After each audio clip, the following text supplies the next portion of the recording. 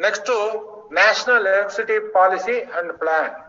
Rashtriya Vidyut Niti. Central government shall have to form national electricity policy and tariff policy so that the power system is developed based on optimum utilization of resources.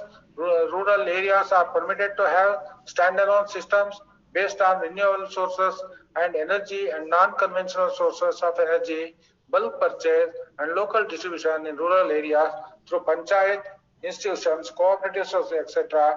supply electricity to all areas including villages and hamlets. ಕೇಂದ್ರ ಸರ್ಕಾರವು ರಾಷ್ಟ್ರೀಯ ವಿದ್ಯುತ್ ನೀತಿ ಮತ್ತು ಸುಂಕ ನೀತಿಯನ್ನು ರೂಪಿಸಬೇಕಾಗಿರುವುದರಿಂದ ಸಂಪನ್ಮೂಲಗಳ ಗರಿಷ್ಠ ಬಳಕೆಯ ಆಧಾರದ ಮೇಲೆ ವಿದ್ಯುತ್ ವ್ಯವಸ್ಥೆಯನ್ನು ಅಭಿವೃದ್ಧಿಪಡಿಸಲಾಗುತ್ತದೆ. ಅಂದ್ರೆ ಏನು ನಮ್ಮಲ್ಲಿ ಸಂಪನ್ಮೂಲ ಇದೆ ಅದನ್ನೆಲ್ಲ ಉಪಯೋಗಿಸಿಕೊಂಡು ಅತಿ ಕಡಿಮೆ ದರದಲ್ಲಿ ವಿದ್ಯುತ್ ಶಕ್ತಿ ಉತ್ಪಾದನೆ ಮಾಡೋದು ಮತ್ತು ಗ್ರಾಹಕರಿಗೆ ವಿದ್ಯುತ್ ಶಕ್ತಿ ಸರಬರಾಜು ಮಾಡೋದು, ಅದರದ ನೀತಿನ ಕೇಂದ್ರ ಸರ್ಕಾರದವರು ಮಾಡ್ಬೇಕಾಗಿರುತ್ತೆ. ನವೀಕರಿಸಬಹುದಾದ ಮೂಲಗಳು ಅಂದ್ರೆ ರಿನ್ಯೂಯಬಲ್ ಎನರ್ಜಿ ಮತ್ತು ಇಂಧನ ಮತ್ತು ಸಾಂಪ್ರದಾಯಿಕವಲ್ಲದ ಅಂದ್ರೆ ನಾನ್ ಕನ್ವೆನ್ಷನಲ್ ಎನರ್ಜಿ ಪ್ರತ್ಯೇಕ ವ್ಯವಸ್ಥೆಗಳನ್ನು ಹೊಂದಲು ಅನುಮತಿ ಇದೆ. ಅದೇ ಹೇಳಿದ ಸ್ಟ್ಯಾಂಡ್ ಅಲೋನ್ ಸಿಸ್ಟಮ್ ಗ್ರಾಮೀಣ ಪ್ರದೇಶದಲ್ಲಿ ಅದಕ್ಕೆ ಪ್ರತ್ಯೇಕ ವ್ಯವಸ್ಥೆ. ಗ್ರಾಮೀಣ ಪ್ರದೇಶಗಳಲ್ಲಿ ಪಂಚಾಯತ್ ಸಂಸ್ಥೆಗಳು, ಸಹಕಾರ ಸಂಸ್ಥೆಗಳು ಇತ್ಯಾದಿಗಳ ಮೂಲಕ ಬೃಹತ್ ಖರೀದಿ ಮತ್ತು ಸ್ಥಳೀಯ ವಿತರಣೆ. ಸ್ಟ್ಯಾಂಡ್ ಅಲೋನ್ ಸಿಸ್ಟಮ್ ಅಲ್ಲೇ ವಿದ್ಯುತ್ ಶಕ್ತಿನ ಉತ್ಪಾದನೆ ಮಾಡಿ ಸರಬರಾಜು ಮಾಡ್ಬೋದು, ಅಥವಾ ವಿದ್ಯುತ್ ಶಕ್ತಿನ ಸಗಟು ಖರೀದಿ ಅಂದ್ರೆ ಹೋಲ್ಸೇಲ್ ಆಗಿ ಯಾರು ಕಂಪ್ನಿಯಿಂದ ತಗೊಂಡು ಲೋಕಲ್ ಆಗಿ ಅದನ್ನ ಡಿಸ್ಟ್ರಿಬ್ಯೂಟ್ ಮಾಡ್ಬೋದು. ಅದಕ್ಕೆ ಫ್ರಾಂಚೈಸೀಸ್ ಅಂತ ಹೇಳೋದು. ಅವರು ಡಿಸ್ಟ್ರಿಬ್ಯೂಟ್ ಮಾಡ್ತಾರೆ. ದಿಸ್ ಫ್ರಾಂಚೈಸಿ ಮೇ ಬಿ ಗ್ರಾಮ ಪಂಚಾಯತ್, ಮುನ್ಸಿಪಾಲಿಟಿ, ಕಾರ್ಪೊರೇಷನ್. ಇವಾಗ BBMP ನಾವು ವಿದ್ಯುತ್ ಶಕ್ತಿ ಸರಬರಾಜು ಮಾಡ್ತೀವಿ ನಮಗೆ ಕೊಟ್ಬಿಡಿ ಅಂದ್ರೆ ಬೆಸ್ಕಾಂನವರು ಪರ್ಮಿಷನ್ ಕೊಟ್ರೆ ಬೆಂಗಳೂರು ಸಿಟಿ ಪೂರ್ತಿ BBMP ಫ್ರಾಂಚೈಸ್ ಆಗುತ್ತೆ. ಅವರೇ ವಿದ್ಯುತ್ ಶಕ್ತಿ ಸರಬರಾಜು ಮಾಡ್ತಾರೆ, ಮೇಂಟೈನ್ ಮಾಡ್ತಾರೆ, ವಿದ್ಯುತ್ ಶಕ್ತಿ ಬಿಲ್ ಕಲೆಕ್ಟ್ ಮಾಡ್ತಾರೆ, ಎಲ್ಲ ಅವರೇ ಮಾಡ್ತಾರೆ. ಅವಾಗ ಅವರು ಫ್ರಾಂಚೈಸಿಯಾಗಿ ಕನ್ವರ್ಟ್ ಆಗ್ತಾರೆ. ನಿಮಗ್ ಗೊತ್ತಿರ್ಬೇಕು, ನೀರು ಏನಿತ್ತು ಮೊದಲು ಎಲ್ಲಾ ಕಡೆನೂ ಮುನ್ಸಿಪಾಲಿಟಿ ಅವ್ರು ನೀರು ಸರಬರಾಜು ಮಾಡೋರು. ಇವರು ಯಾರು ನಮ್ಮ ಅದಕ್ಕೋಸ್ಕರ ಇದೆಯಲ್ಲ ಬೋರ್ಡ್, ವಾಟರ್ ಬೋರ್ಡ್ನವರು ಸಪ್ಲೈ ಅವರು ಕೊಟ್ಬಿಡೋರು. ಇವರು ಮುನ್ಸಿಪಾಲಿಟಿ ಅವರು ವಿದ್ಯುತ್ ನೀರ್ನ ಸರಬರಾಜು ಮಾಡಿ ನೀರಿನ ಬಿಲ್ ನ ಅವರೇ ಕಲೆಕ್ಟ್ ಮಾಡೋದು. ಅದೇ ರೀತಿ ವಿದ್ಯುತ್ ಶಕ್ತಿನೂ ಅವರಿಗೆ ಸರಬರಾಜು ಮಾಡಿ ಅವರೇ ಬಿಲ್ ಕಲೆಕ್ಟ್ ಮಾಡ್ಬೇಕು ಅಂತ ಹೇಳಿ ಇದಿದೆ, ಪಾಲಿಸಿ ಇದೆ. ಅದು ಇಂಪ್ಲಿಮೆಂಟ್ ಆಗಿಲ್ಲ, ಮುಂದಕ್ಕೆ ಬರ್ಬೋದು. ಅದೇ ಯಾರು ಪಂಚಾಯತಿ, ಲೋಕಲ್ ಪಂಚಾಯತಿ ಅಥವಾ ನಗರಸಭೆ ಅಥವಾ ಪಾಲಿಕೆಯವರು ಅವರೇ ಲೋಕಲ್ ಫ್ರಾಂಚೈಸಿ ಆಗ್ಬಿಡ್ತಾರೆ. ಅವರೇ ವಿದ್ಯುತ್ ಶಕ್ತಿ ಸರಬರಾಜು ಮಾಡ್ತಾರೆ, ಅವರೇ ದುಡ್ಡು ಕಲೆಕ್ಟ್ ಮಾಡ್ತಾರೆ. Next, the central government shall from time to time prepare the national electricity policy and tariff policy in consultation with the state government and the authority for development of the power system based on optimal utilization of resources such as coal, natural gas, nuclear substance or materials, hydro and renewable sources of energy. ಅಂದ್ರೆ ಕೇಂದ್ರ ಸರ್ಕಾರದವರು ರಾಷ್ಟ್ರೀಯ ವಿದ್ಯುತ್ ನೀತಿ ಮತ್ತು ಜಕಾತಿ ನೀತಿ ಅಂದ್ರೆ tariff policy ಇದನ್ನ ಮಾಡ್ಬೇಕು. ಅದನ್ನ ಮಾಡ್ಬೇಕಾದ್ರೆ ಅವರು ಇಂಡಿವಿಜುವಲ್ ಆಗಿ ಮೊನ್ನೆ ತಗೊಂಡಿರಲ್ಲ ತೀರ್ಮಾನ, ಎಲ್ಲ ವಿದ್ಯುತ್ ಶಕ್ತಿ ಕಂಪ್ನಿಗಳನ್ನೆಲ್ಲ ಪ್ರೈವೇಟ್ ಮಾಡ್ತೀವಿ ಅಂತ. ಆ ರೀತಿ ಮಾಡೋದಕ್ಕೆ ಆಕ್ಟ್ ನಲ್ಲಿ ಪ್ರಾವಿಷನ್ ಇಲ್ಲ. ಅವರು ರಾಜ್ಯ ಸರ್ಕಾರದ ಜೊತೆ ಸಮಾಲೋಚನೆ ಮಾಡ್ಬೇಕು. ರಾಜ್ಯ ಸರ್ಕಾರದವ್ರು ಎಷ್ಟು ಎಲ್ಲಾರು ಒಪ್ಪದ ಮೇಲೆ ಮಾತ್ರ ಆ ತೀರ್ಮಾನ ತಗೊಂಬೋದೇ ಹೊರ್ತುನು ಅವ್ರಿಗೆ ಮನಪಲಿ ಇಲ್ಲ, ಅವರೇ ತೀರ್ಮಾನ ತಗೊಳ್ಳೋದಕ್ಕೆ ಸಾಧ್ಯ ಇಲ್ಲ. ಕಲ್ಲಿದ್ದಲು, ನೈಸರ್ಗಿಕ ಅನಿಲ, ಪರಮಾಣು ಪದಾರ್ಥಗಳಂತ ಸಂಪನ್ಮೂಲಗಳನ್ನು ಅತ್ಯುತ್ತಮವಾಗಿ ಬಳಸುವುದರ ಆಧಾರದ ಮೇಲೆ ವಿದ್ಯುತ್ ವ್ಯವಸ್ಥೆಯನ್ನು ಅಭಿವೃದ್ಧಿಪಡಿಸಲು ಕೇಂದ್ರ ಸರ್ಕಾರ ಕಾಲಕಾಲಕ್ಕೆ ರಾಷ್ಟ್ರೀಯ ವಿದ್ಯುತ್ ನೀತಿ ಮತ್ತು ಸುಂಕ ನೀತಿ ಅಂದ್ರೆ ಜಕಾತಿ ಟಾರಿಫ್ ರೇಟ್ ನೀತಿಯನ್ನು ರಾಜ್ಯ ಸರ್ಕಾರಗಳು ಮತ್ತು ಪ್ರಾಧಿಕಾರಗಳೊಂದಿಗೆ ಸಮಾಲೋಚಿಸಿ ಸಿದ್ಧಪಡಿಸುತ್ತದೆ. ವಸ್ತುಗಳು ಅಂತಂದ್ರೆ ರಾ ಮೆಟೀರಿಯಲ್ಸ್, ಜಲ ಮತ್ತು ನವೀಕರಿಸಬಹುದಾದ ಶಕ್ತಿ ಮೂಲಗಳು. ಕೇಂದ್ರ ಸರ್ಕಾರವು ಕಾಲಕಾಲಕ್ಕೆ ರಾಷ್ಟ್ರೀಯ ವಿದ್ಯುತ್ ನೀತಿ ಮತ್ತು ಸುಂಕ ನೀತಿಯನ್ನು ಪ್ರಕಟಿಸುತ್ತದೆ. ಕೇಂದ್ರ ಸರ್ಕಾರವು ಕಾಲಕಾಲಕ್ಕೆ ರಾಜ್ಯ ಸರ್ಕಾರಗಳು ಮತ್ತು ಪ್ರಾಧಿಕಾರ ಅಂದ್ರೆ ಕೇಂದ್ರ ವಿದ್ಯುತ್ ಶಕ್ತಿ ಪ್ರಾಧಿಕಾರದೊಂದಿಗೆ ಸಮಾಲೋಚಿಸಿ ರಾಷ್ಟ್ರೀಯ ವಿದ್ಯುತ್ ನೀತಿ ಮತ್ತು ಸುಂಕ ನೀತಿಯನ್ನು ಪರಿಶೀಲಿಸಬಹುದು ಅಥವಾ ಪರಿಷ್ಕರಿಸಬಹುದು.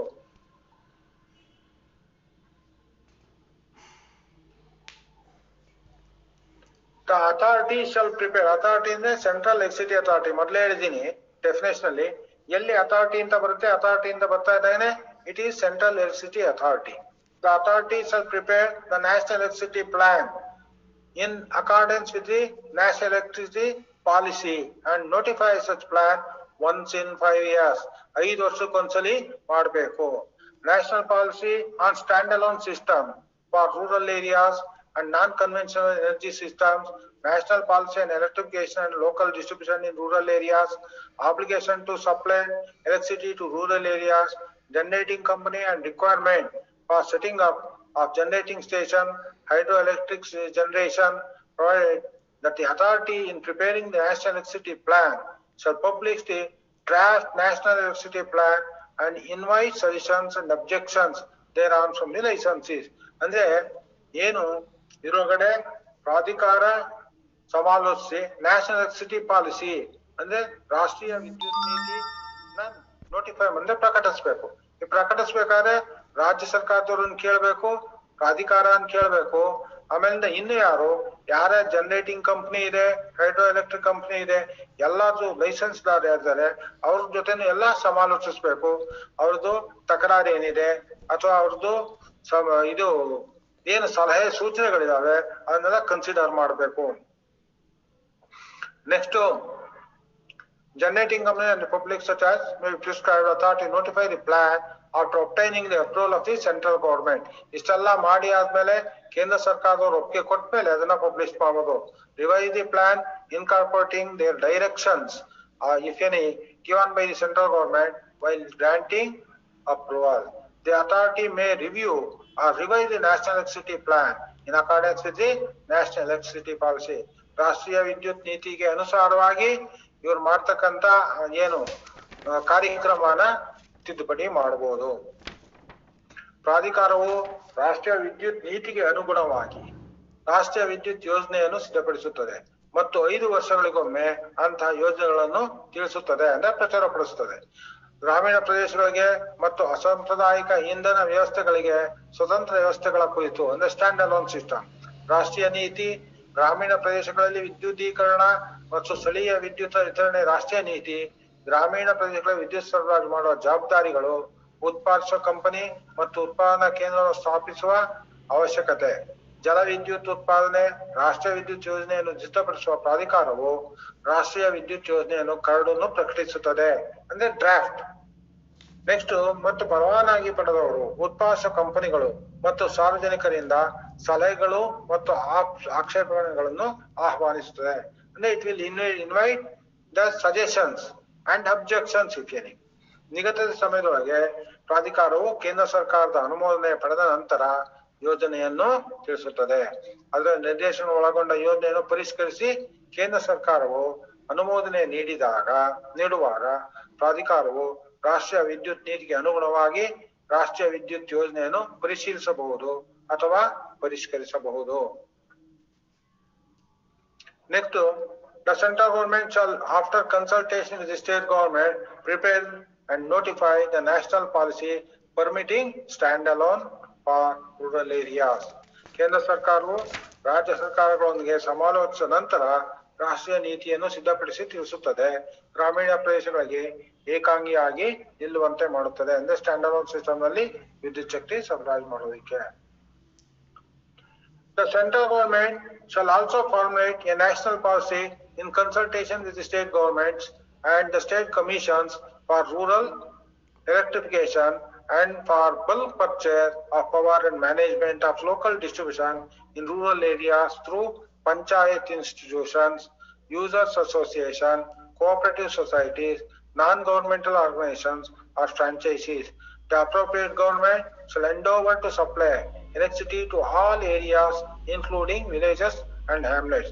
ಕೇಂದ್ರ ಸರ್ಕಾರವು ರಾಜ್ಯ ಸರ್ಕಾರಗಳು ಮತ್ತು ರಾಜ್ಯ ಆಯೋಗಗಳೊಂದಿಗೆ ಸಮಾಲೋಚಿಸಿ ಅಂದ್ರೆ ಅವ್ರ ಜೊತೆ ಡ್ಯೂ ಕನ್ಸಲ್ಟೇಷನ್ ಗ್ರಾಮೀಣ ವಿದ್ಯುದೀಕರಣಕ್ಕಾಗಿ ಮತ್ತು ಪಂಚಾಯತ್ ಸಂಸ್ಥೆಗಳು, ಬಳಕೆದಾರರ ಸಂಘಗಳು, ಸಹಕಾರಿ ಸಂಘಗಳ ಮೂಲಕ ಗ್ರಾಮೀಣ ವಿದ್ಯುತ್ ಪ್ರದೇಶಗಳಲ್ಲಿ ವಿದ್ಯುತ್ ವಿತರಣೆ ಮತ್ತು ಗ್ರಾಮೀಣ ಪ್ರದೇಶಗಳಲ್ಲಿ ಸ್ಥಳೀಯ ವಿತರಣೆಯ ನಿರ್ವಹಣೆಗಾಗಿ ರಾಷ್ಟ್ರೀಯ ನೀತಿಯನ್ನು ರೂಪಿಸುತ್ತದೆ. ಸರ್ಕಾರಿ ಸಂಸ್ಥೆಗಳು ಅಥವಾ ಫ್ರಾಂಚೈಸಿಗಳು ಸೂಕ್ತ ಸರ್ಕಾರ ಗ್ರಾಮಗಳು ಮತ್ತು ಕುಗ್ರಾಮಗಳು ಸೇರಿದಂತೆ ಎಲ್ಲಾ ಪ್ರದೇಶಗಳಿಗೆ ವಿದ್ಯುತ್ ಪೂರೈಸಲು ಪ್ರಯತ್ನಿಸಬೇಕು. Licensing. The appropriate commission may on application grant any person license to any person. ಅಂದ್ರೆ ಯಾವುದೇ ವ್ಯಕ್ತಿಗೆ ವಿದ್ಯುತ್ ಶಕ್ತಿ ಡಿಸ್ಟ್ರಿಬ್ಯೂಷನ್ ಮಾಡಕ್ಕೆ ಜನರೇಷನ್ ಮಾಡಕ್ಕೆ ಪರವಾನಗಿ ಕೊಡೋದಕ್ಕೆ ಆಯೋಗಕ್ಕೆ ಮಾತ್ರ ಅಧಿಕಾರ ಇರೋದು. To transmit electricity as a transmission licensee ಅಂದ್ರೆ ಪ್ರಸರಣ ವಿದ್ಯುತ್ ಶಕ್ತಿ ಪ್ರಸರಣ ಮಾಡೋದಕ್ಕೆ ಪ್ರಸರಣ ಪರವಾನಗಿದಾರ. ಅದೇ ವಿದ್ಯುತ್ ಶಕ್ತಿ ವಿತರಣೆ ಮಾಡೋದಕ್ಕೆ ವಿದ್ಯುತ್ ಶಕ್ತಿ ವಿತರಣಾ ಪರವಾನಗಿದಾರ. To undertake trading in electricity as an electricity trader ವ್ಯಾಪಾರಸ್ಥ ಅವನಿಗೂ ಲೈಸೆನ್ಸ್ ಕೊಡ್ಬೋದು. in any area which may be specified in the license. ಅಂದ್ರೆ ಲೈಸೆನ್ಸ್ ನಲ್ಲಿ ಇಷ್ಟು ಪ್ರದೇಶಕ್ಕೆ ಮಾತ್ರ ವಿದ್ಯುತ್ ಶಕ್ತಿ ಸರಬರಾಜು ಮಾಡೋದಕ್ಕೆ ಅಂತ ಪ್ರಿಸ್ಕ್ರೈಬ್ ಮಾಡಿ ಲೈಸೆನ್ಸ್ ನ ಕೊಟ್ಟಿರ್ತಾರೆ. ಪರವಾನಗಿಯಿಂದ licence. Next to transmission of electricity. As per the act, there would be transmission utility at the central as well as state level. ಕೇಂದ್ರ ಸರ್ಕಾರ ಮತ್ತು ರಾಜ್ಯ ಸರ್ಕಾರಗಳು transmission ಎಲೆಕ್ಟ್ರಿಸಿಟಿಗೆ ಕಂಪನಿಗಳನ್ನ ಸ್ಥಾಪಿಸ್ತವೆ. Which would be government company and have the responsibility of ensuring that the transmission network is developed in a planned and coordinated manner to meet the requirement of the sector.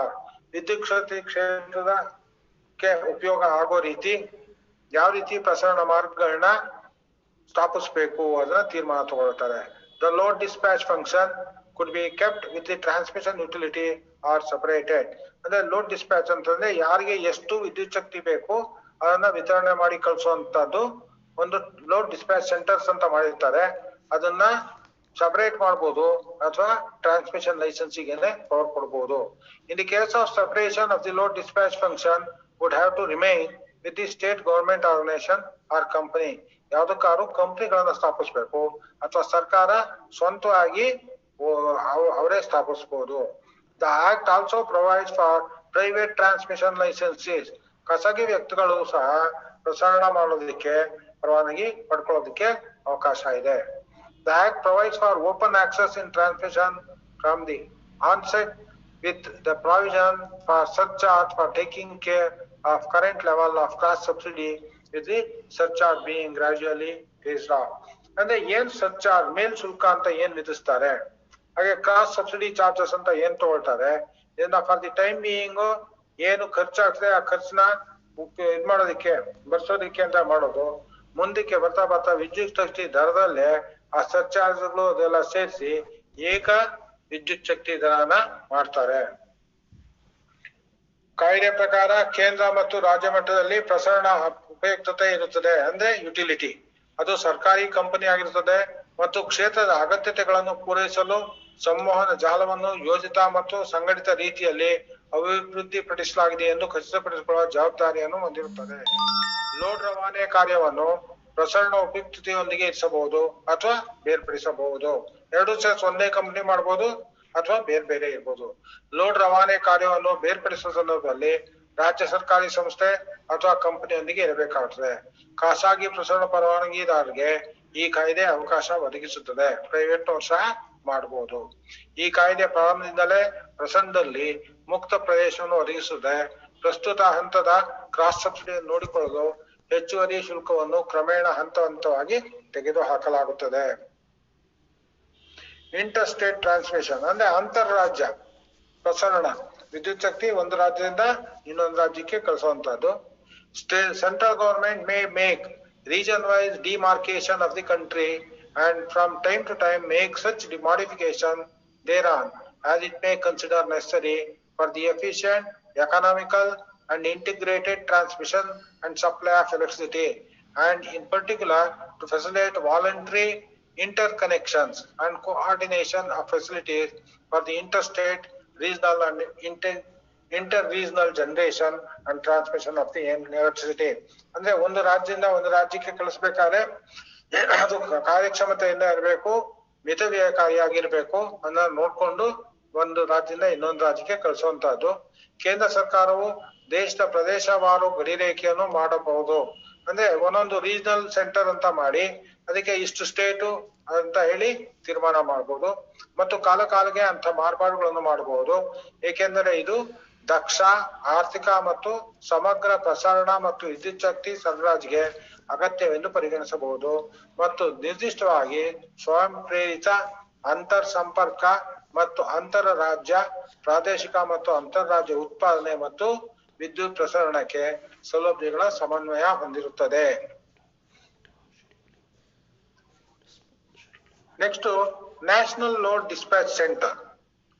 The central government may establish a center at the national level to be known as the National Load Dispatch Center for optimum scheduling and dispatch of electricity among the regional load dispatch centers.